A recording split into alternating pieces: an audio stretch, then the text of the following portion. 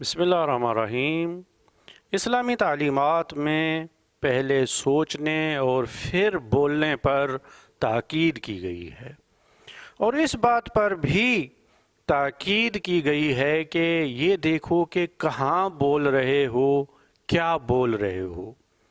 خوشی کے مقامات پر خوشی کے الفاظ سجتے ہیں، غم کے مقامات پر خوشی کے الفاظ خلاف ادب ہیں۔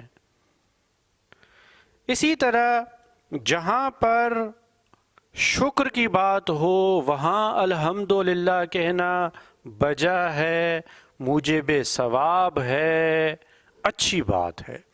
لیکن اگر جگہ ایسی نہ ہو جہاں الحمدللہ کہا جائے تو الحمدللہ کہنا بھی گناہ بن جاتا ہے، اور اس کے لیے استغفار کی ضرورت پڑتی ہے۔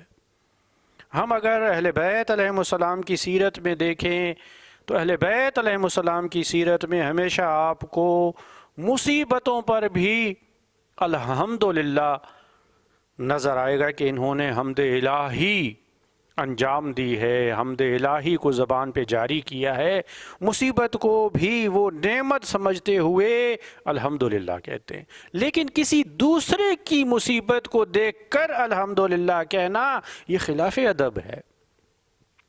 ایسا ہی کچھ واقعہ سری سختی کے ساتھ پیش آیا۔ یہ ایک عارف ہیں جو جنید بغدادی کے ماموں ہیں اور معروف کرخی کے شاگرد ہیں۔ 3 صدی ہجری کے عرفاء میں سے ایک عارف ہے، ان کا تذکرہ کتابوں میں کافی ملتا ہے۔ کہتے ہیں کہ انہوں نے 30 سال استغفر اللہ کہا، استغفار کیا۔ کس بات پر؟ کہا کہ میں نے ایک مرتبہ بے جا طور پر نامناسب جگہ پر الحمدللہ کہا تھا، اس ایک الحمدللہ کی وجہ سے میں 30 سالوں سے استغفار کر رہا ہوں، اب بھی نہیں معلوم کہ میرا وہ گناہ بخشا گیا ہوگا یا نہیں، مجھ پہ خداوند متعال کی ناراضگی کم ہوئی ہوگی یا نہیں۔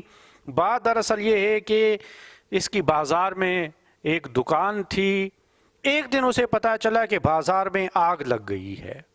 دوڑا ہوا آیا، بہت سارے لوگ جمع ہو گئے۔ ابھی وہ آ ہی رہا تھا کہ راستے میں پھر اسے پتا چلا کہ آپ کی دکان محفوظ ہے۔ اس نے فوراً کہا الحمدللہ۔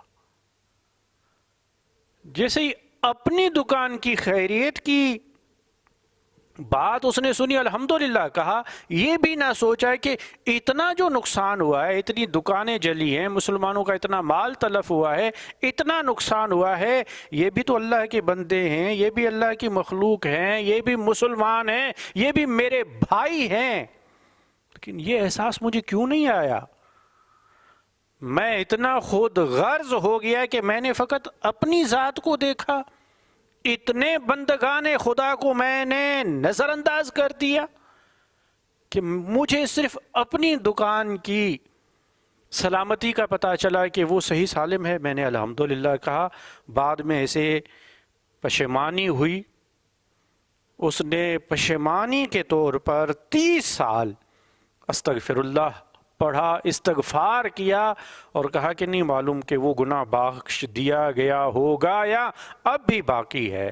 انسان کی یہ خود غرضی ایک گناہ ہے کہ صرف اپنی ذات کا سوچا جائے، صرف اپنے فائدے کو مد نظر رکھا جائے، دوسروں کا نقصان ہوتا ہے تو ہو، دوسرے تباہ ہوتے ہوں تو ہوں، دوسرے برباد ہوتے ہوں تو ہوں۔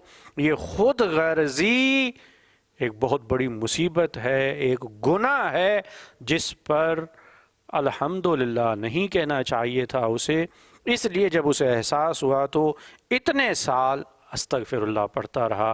لیکن بات یہ ہے کہ کیا ہمیں بھی دوسروں کا احساس ہوتا ہے؟